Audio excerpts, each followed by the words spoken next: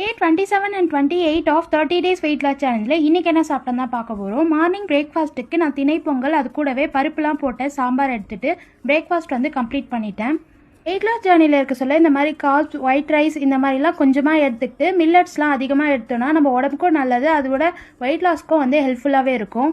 Lunch around 1:30க்கு கொஞ்சமாக rice, தண்டுக்கீரை கடையல், வெண்டைக்காய் பொரியல், முருங்கைக்காய் கத்திரிக்காய் பொரியல் எடுத்துகிட்டு லன்ச் வந்து கம்ப்ளீட் பண்ணிட்டேன். ஈவினிங் 4:30 போல் கொஞ்சமாக டீ தான் எடுத்துக்கிட்டேன். அதில் வந்து வித்தவுட் சுகரில் தான் எடுத்துக்கிட்டேன். ஃபர்ஸ்ட் டைம் வித்தவுட் சுகரில் நான் டீ குடிச்சு பார்த்துருக்கேன். ஓகே தான், பெட்டராக இருக்குது. நைட்டு டின்னர் அரௌண்ட் 7:30க்கு 2 சப்பாத்தி அது கூடவே கோகனட் சட்னி வச்சு டே 27 கம்ப்ளீட் பண்ணிட்டேன். 27 அண்ட் 28 2 டேஸ்மே யோகா அண்ட் எக்ஸசைஸ் தான் மார்னிங் 1 hour பண்ணேன். டே 28ல் மார்னிங் நான் இட்லி தான் எடுத்துக்கிட்டேன். இட்லி சாப்பிட்டே ரொம்ப நாள் ஆச்சு. ஸோ 3 இட்லி அது கூடவே நான் வந்து புதினா சட்னி தான் எடுத்துகிட்டு பிரேக்ஃபாஸ்ட் வந்து கம்ப்ளீட் பண்ணிட்டேன். அரௌண்ட் 11 o'clock கொஞ்சமாக மாதுளப்பழம் தான் எடுத்துக்கிட்டேன். ஃப்ரூட்ஸ் வந்து எப்போவுமே கட் பண்ணி ஃப்ரூட்ஸாகவே அப்படியே எடுத்துக்கோங்க. அதை வந்து ஜூஸ் பண்ணி குடிக்காதீங்க, அது அந்த அளவுக்கு நம்மளுக்கு ஹெல்த்தியரும் கிடையாது. ஃப்ரூட்ஸாக சாப்பிட சொல்ல அதில் நிறைய பெனிஃபிட்ஸ் இருக்குது. லன்ச் 1:30க்கு திணையரிசியில் சாம்பார் சாதம் அது கூட எக் ஆம்லேட் எடுத்துகிட்டு லன்ச் வந்து கம்ப்ளீட் பண்ணிட்டேன்.